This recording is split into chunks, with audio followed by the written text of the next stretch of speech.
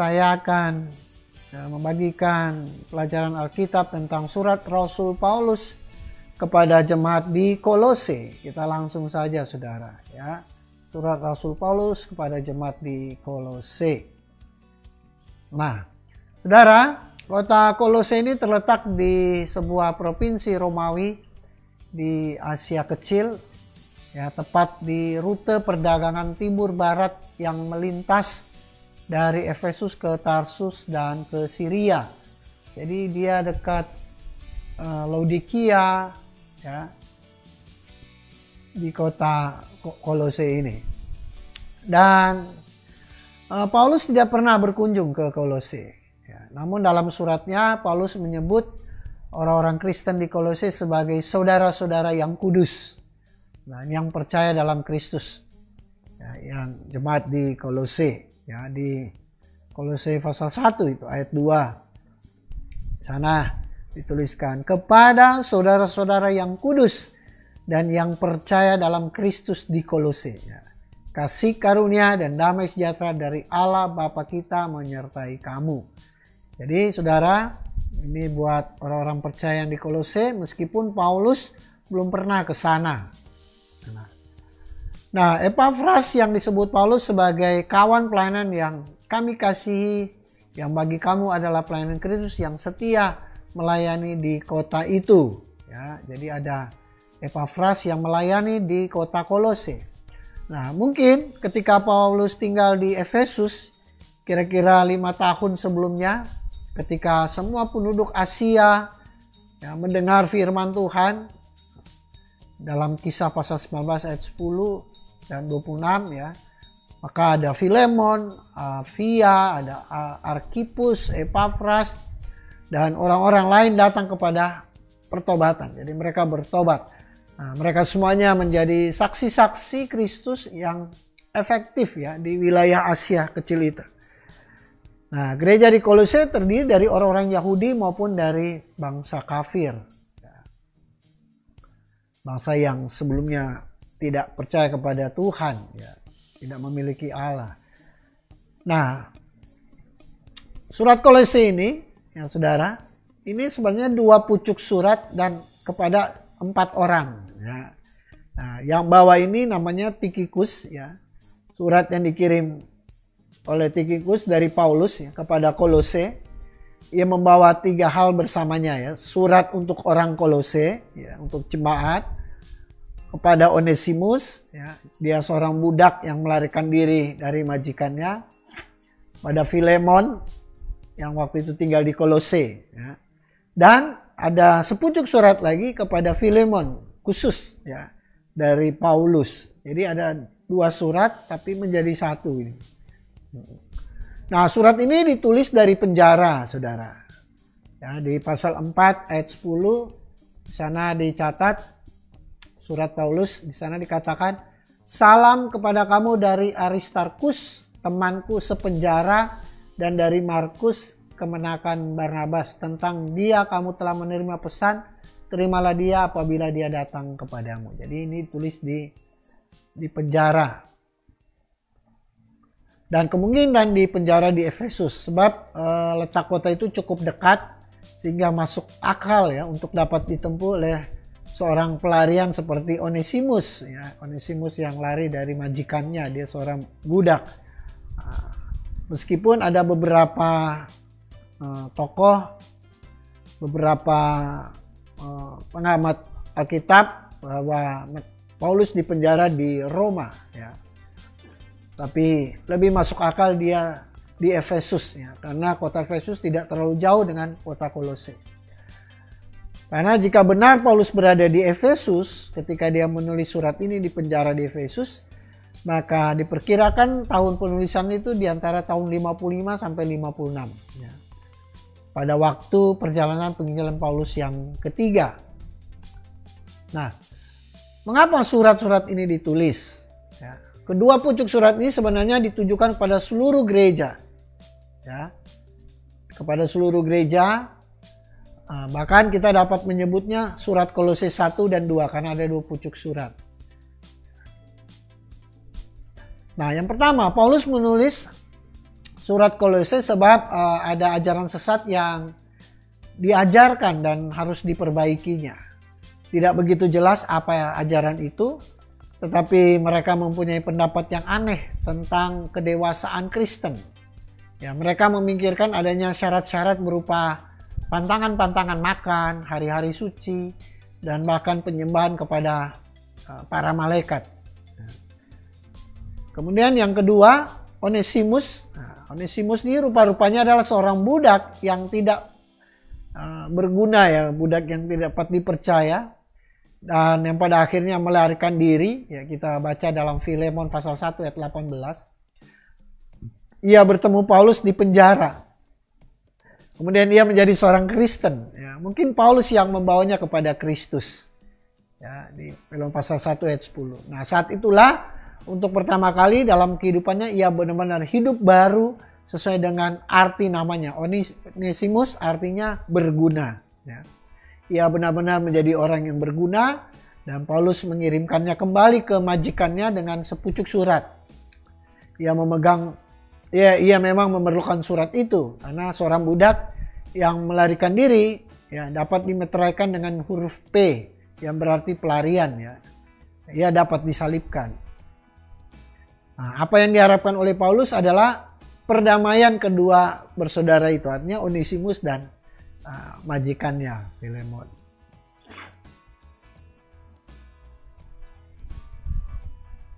Nah, selanjutnya saudara, tujuan dari surat ini kepada jemaat di Kolose adalah untuk menekankan keunggulan Kristus atas segala sesuatu. Karena di dalam Dialah telah diciptakan segala sesuatu yang ada di sorga dan yang ada di bumi.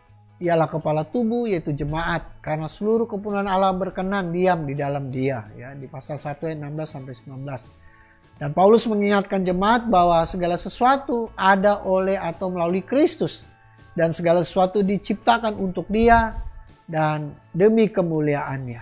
Jadi kita diciptakan di dunia ini, kita boleh hadir di dunia ini ya karena Kristus, dan kita diciptakan, kita ada di dunia untuk kemuliaan Kristus. Selain itu ditekankan pula bahwa hanya Kristus ya melalui firman-Nya yang dapat memenuhi segala kebutuhan-kebutuhan rohani kita. Gereja di Kolose juga diperhadapkan dengan beberapa orang percaya dari kalangan Yahudi yang masih percaya bahwa orang-orang Kristen dituntut agar tetap mentaati hukum-hukum Musa. Dan juga adanya orang-orang lain yang mempraktekkan penyembahan kepada malaikat-malaikat. Bahaya pengajaran yang mengancam di Kolose tersebut berasal dari pemikiran yang berlebihan. Berdasarkan pandangan-pandangan Yahudi. Di pasal 2 ayat 16 di sana dituliskan, ya, saya bacakan buat saudara.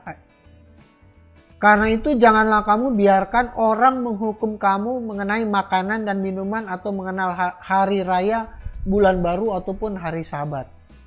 Ya. Jadi ini pandangan dari orang Yahudi yang bercampur baur dengan filsafat keyunanian.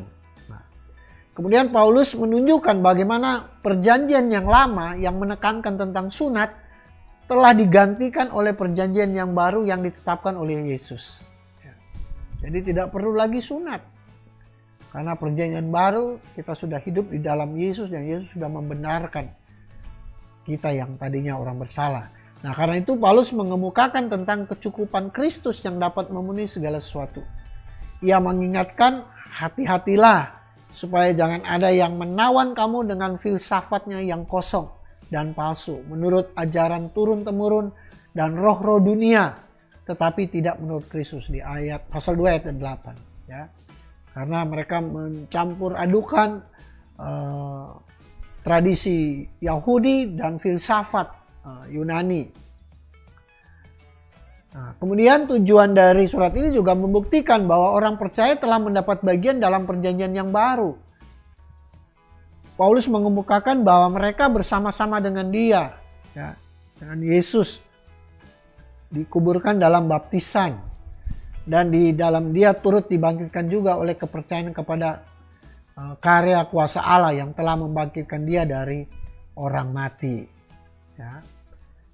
Nih ayat pasal 2 ayat 12. Karena dengan dia kamu dikuburkan dalam baptisan, dan di dalam dia kamu turut dibangkitkan juga oleh kepercayaanmu kepada kerja kuasa Allah yang telah membangkitkan dia dari orang mati.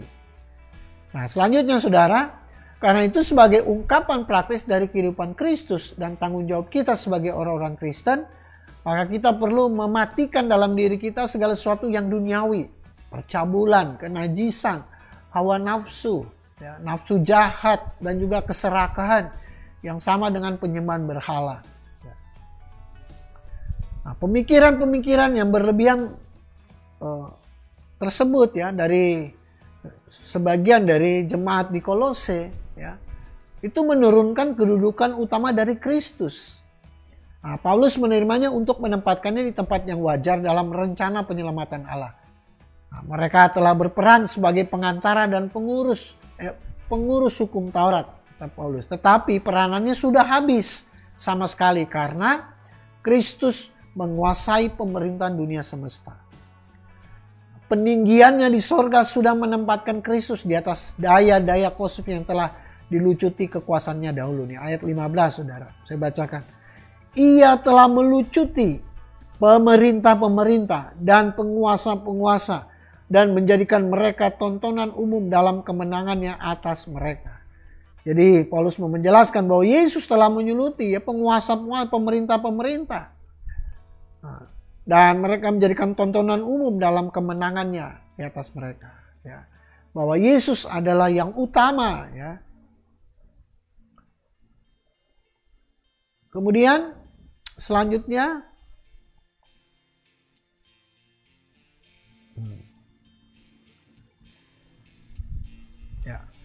sejak awal penciptaan Kristus sudah menguasai kekuasaan itu. Sebab dialah anak dan gambar Bapa. Ya. Tetapi dalam ciptaan baru Kristus menguasai daya-daya itu. Ia sebagai kepalanya dan secara definitif. Oleh karena telah mempersatukan di dalam dirinya segenap pleroma. Pleroma ini artinya kepenuhan. Ya saudara, ini bahasa Yunani.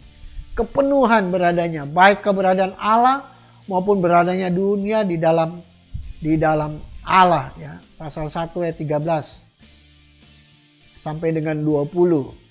Saya bacakan saudara. Kamu juga meskipun dahulu kamu oleh pelanggaranmu, pasal 1 ayat 13, ia telah melepaskan kita dari kuasa kegelapan dan memindahkan kita ke dalam kerajaan anaknya yang kekasih. Di dalam dia kita memiliki penebusan kita, yaitu pengampunan dosa. Ia adalah gambar Allah yang tidak kelihatan, yang sulung, lebih utama dari segala yang diciptakan. Karena di dalam dialah telah diciptakan segala sesuatu yang ada di sorga dan yang ada di bumi, yang kelihatan dan yang tidak kelihatan, baik singgasana maupun kerajaan, baik pemerintah maupun penguasa. Segala sesuatu diciptakan oleh Dia dan untuk Dia. Ia ada terlebih dahulu dari segala sesuatu, dan segala sesuatu ada di dalam Dia, di dalam Yesus. Ia adalah tubuh, yaitu jemaat. Ialah yang sulung, yang pertama bangkit dari antara orang mati, sehingga Ia yang lebih utama dalam segala sesuatu. Karena seluruh kepenuhan Allah, ya, pleroma, berkenan diam di dalam Dia, dan oleh Dialah Ia memperdamaikan segala sesuatu dengan dirinya, baik yang ada di bumi maupun yang ada di sorga, sesudah Ia mengadakan pendamaian oleh darah salib Kristus. Nah selanjutnya saudara, oleh karena sudah dibebaskan dari unsur-unsur dunia, ya. Kalau bahasa Alkitabnya roh-roh dunia ya, di pasal 2 ayat 8. Berkat persatuannya dengan Yesus sebagai kepala dari semua pemerintahan dan penguasa oleh karena mengambil bagian dalam kepenuhannya. Ayat 10. Maka orang-orang Kristen kita semua tidak perlu menaklukkan diri kepada unsur-unsur dunia, ya, kepada roh-roh dunia dengan bermacam-macam aturan. Karena melalui baptisan ya, kita sudah dipersatukan dengan Kristus, yang mati dan bangkit dan menjadi anggota tubuhnya. Nah, sejak awal penciptaan Kristus,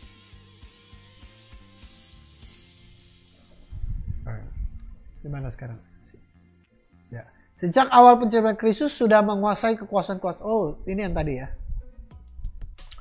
Oke, nah, Paulus menaruh minat utamanya pada keselamatan Kristen. Ya. Tetapi karena pertikaian itu ia memperluas karya Kristus sampai merangkum seluruh dunia dan jagat raya. Di samping bangsa manusia yang diselamatkan itu, seluruh jagat raya yang menjadi latar belakang dan rangka umat manusia dimasukkan Paulus ke dalam karya Kristus. Maka jagat raya secara tak langsung ditempatkan juga di bawah kekuasaan satu-satunya Tuhan, ialah Kristus.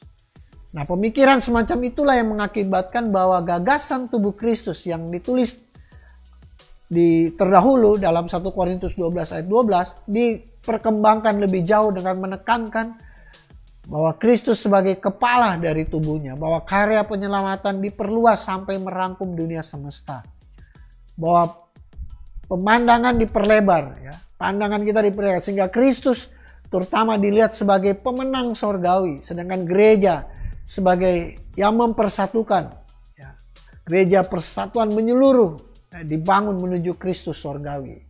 Jadi kita adalah tubuh yang dipersatukan. Kita adalah gereja Tuhan. Dan Kristus adalah kepala. Nah, itu yang dimaksud oleh Paulus.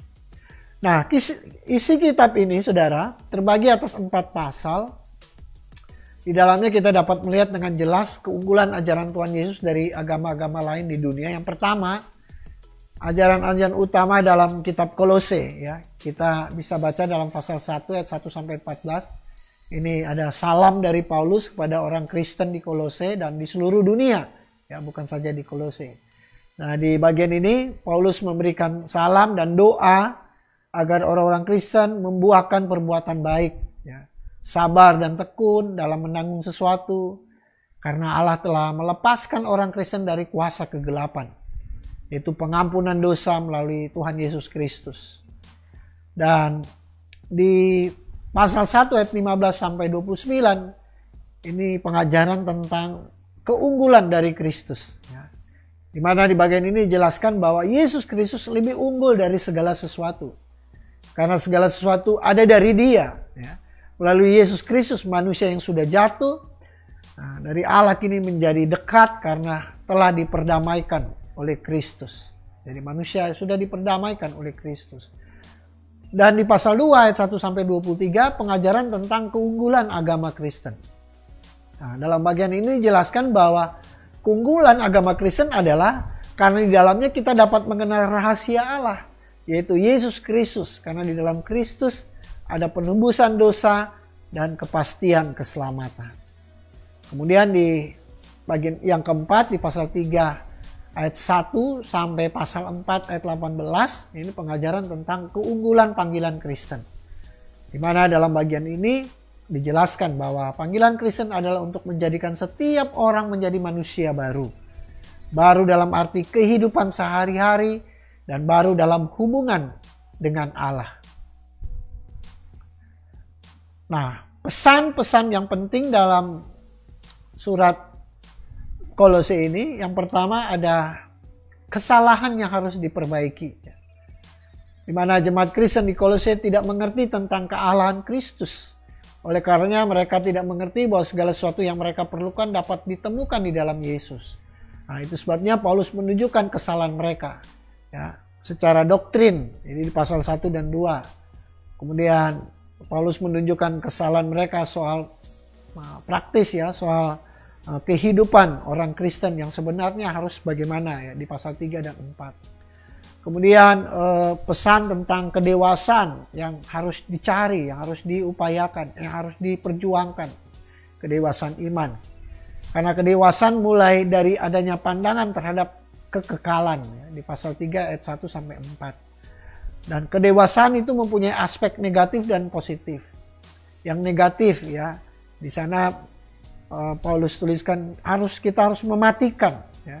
Mematikan apa? Ya, di pasal 3 ayat 5-7 dikatakan, karena itu matikanlah dalam dirimu segala sesuatu yang duniawi, yaitu percabulan, kenajisan, hawa nafsu, nafsu jahat, dan juga keserakahan yang sama dengan penyembahan berhala. Kemudian kedewasaan negatif yang kedua, tanggalkan, ayat 8-9. Tetapi sekarang buanglah, tanggalkan semuanya ini, yaitu marah, geram, kejahatan, fitnah, dan kata-kata kotor yang keluar dari mulutmu.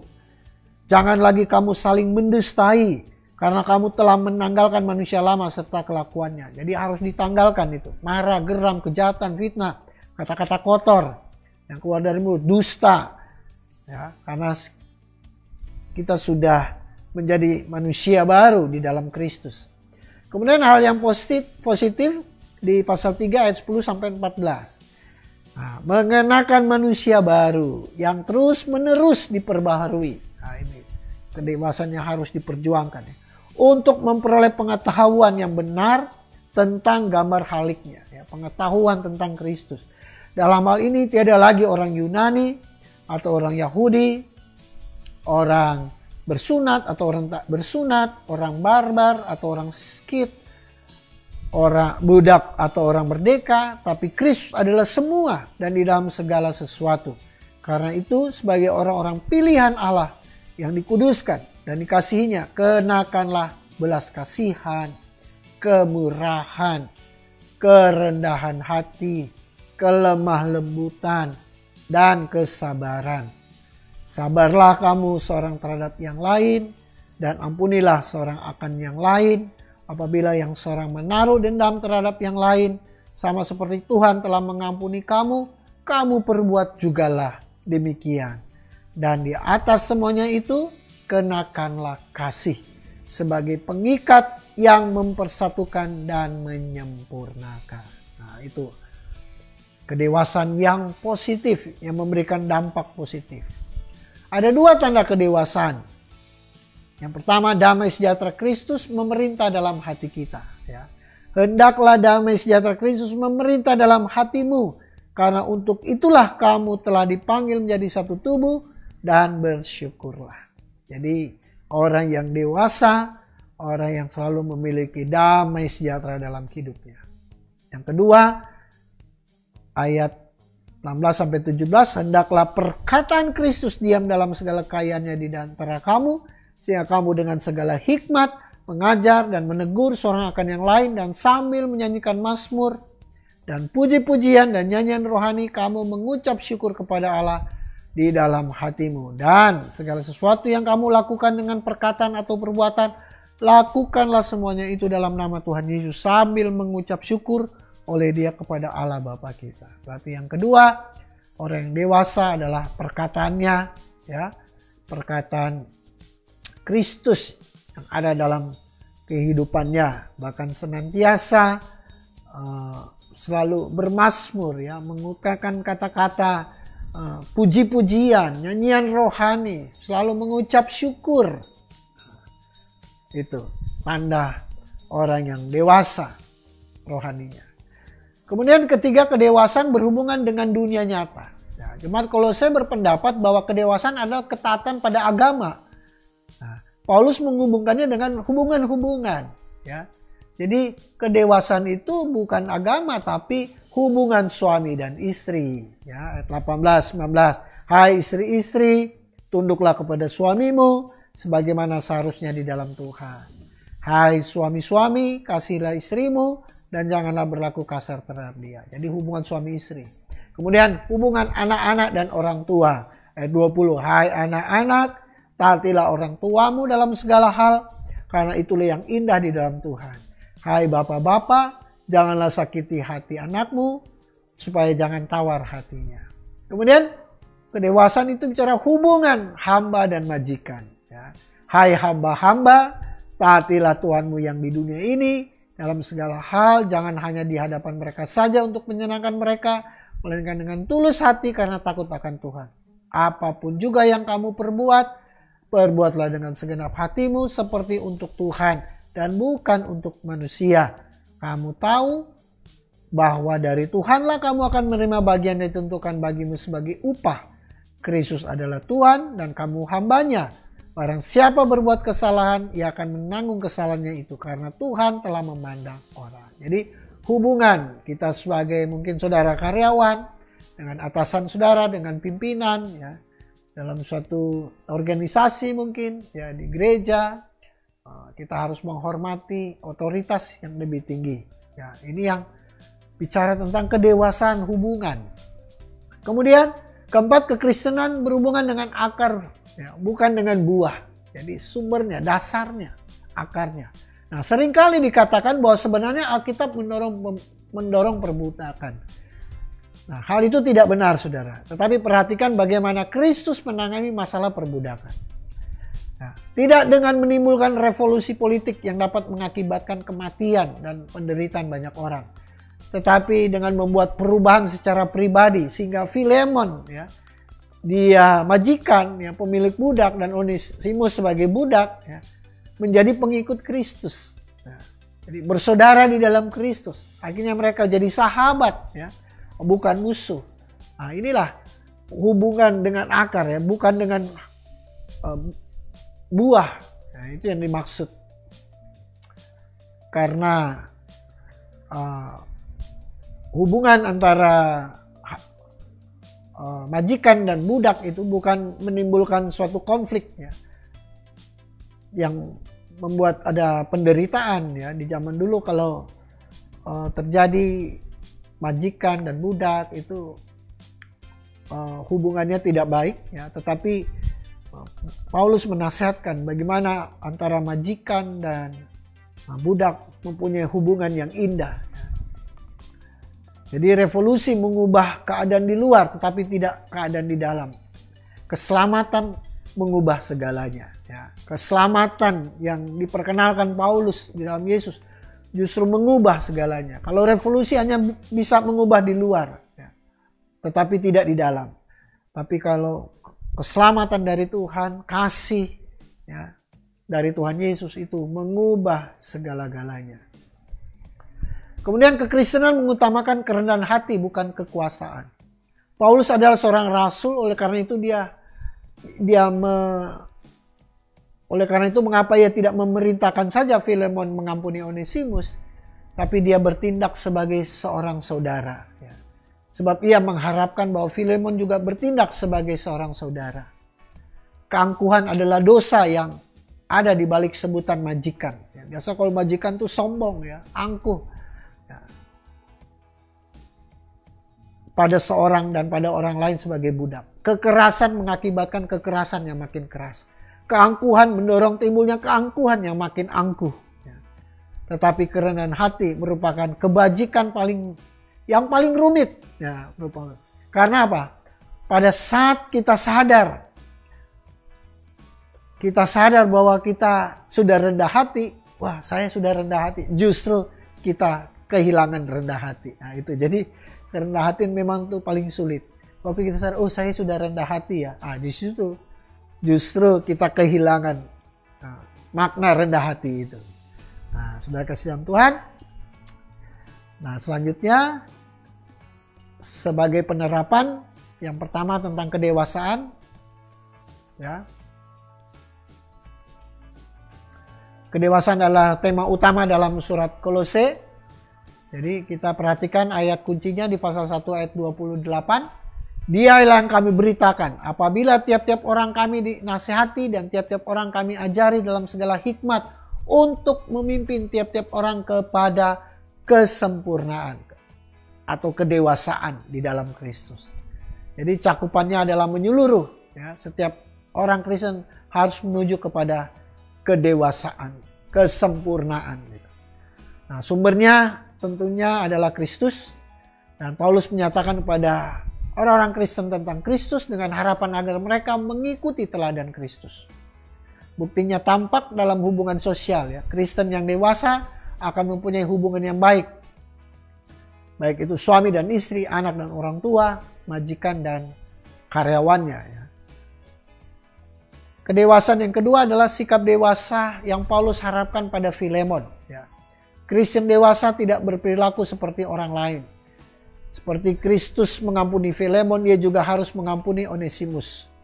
Tetapi hal ini mungkin akan merupakan suatu kejutan bagi orang-orang lain. Karena ini bisa terjadi pengampunan dari majikan pada zaman dulu karena begitu sulit majikan mengampuni budaknya, karyawannya. Dan tema-tema kunci yang pertama adalah kata semua. Pemakaian kata semua yang diulang berkali-kali oleh Paulus merupakan suatu peringatan tentang apa yang ditekankannya mengenai kedewasaan Kristen yang sepenuh hati. Kata Yunani tersebut diterjemahkan dalam beberapa istilah. Selalu, semua orang kudus, seluruh dunia berkenan kepadanya dalam segala hal, setiap perbuatan baik, segala sesuatu. Nah, kata ini muncul sebanyak 38 kali, kata semua ini di kitab Kolose. Dan peran kita dalam mencapai kedewasaan. Paulus memakai 3 kata perintah yang sangat mendesak. Atau untuk menjelaskan apa yang harus kita lakukan untuk menjadi dewasa. Matikanlah. Tadi saya sudah bacakan. Kedagingan kita, buanglah segala kejahatan, kenakanlah, matikanlah, buanglah, kenakanlah. Kata buanglah dan kenakanlah dipakai dalam bahasa Yunani yang berarti menanggalkan baju kotor pada malam hari dan mengenakan baju bersih pada pagi hari. Jadi kata buang itu dan kenakanlah itu sering digunakan sebagai bahasa sehari-hari dalam tradisi Yunani seperti menanggalkan baju kotor, buang. Kemudian kenakanlah pakai baju yang bersih. Kemudian peran Kristus dalam keselamatan kita. Nah, untuk memungkinkan kita melakukan peran kita menjadi dewasa, Kristus telah terlebih dahulu mengawali peranannya dalam menyelamatkan kita. Yang keempat, dari hamba manusia menjadi hamba Tuhan. Filemon merupakan surat pribadi yang sangat pendek. Nanti kita akan temu karena ini satu kiriman. Hanya 335 kata Yunani dalam naskah aslinya. Nah, mengapa surat itu dimasukkan ke dalam Alkitab? Oleh karena Tuhan menginginkannya dalam Alkitab tentunya. Tetapi ada alasan manusiawi yang menarik. Karena berkaitan ini Kolose dengan Filemon. Karena pada permulaan abad kedua, seorang Kristen yang terkenal bernama Ignatius menulis surat kepada gereja di Efesus. Dan menyebut nama uskup Onesimus. Bahkan menuliskan juga arti namanya berguna. Dia dari seorang budak pelarian menjadi uskup. Jadi Onesimus itu dia lari dari Filemon. Dia budak, dia melakukan suatu kejahatan. Itu sebabnya dia dipenjara. Satu penjara dia dengan Paulus. Tapi ketika dia menerima Yesus, yang tadinya dia hamba manusia, dia menjadi hamba Tuhan. Dia menjadi seorang uskup. Haleluya. Sebagai kesimpulan, ini slide terakhir. Melalui kitab Kolose, dapatlah kita ketahui dengan jelas bahwa kekristenan melebihi segala sesuatu di dunia ini. Sebab Kristus adalah pencipta segala sesuatu dan pendamai manusia dengan Allah dan manusia dengan sesamanya. Amin. Haleluya. Puji Tuhan. Semoga pelajaran malam hari ini boleh menjadi berkat bagi saudara sekalian. Puji Tuhan.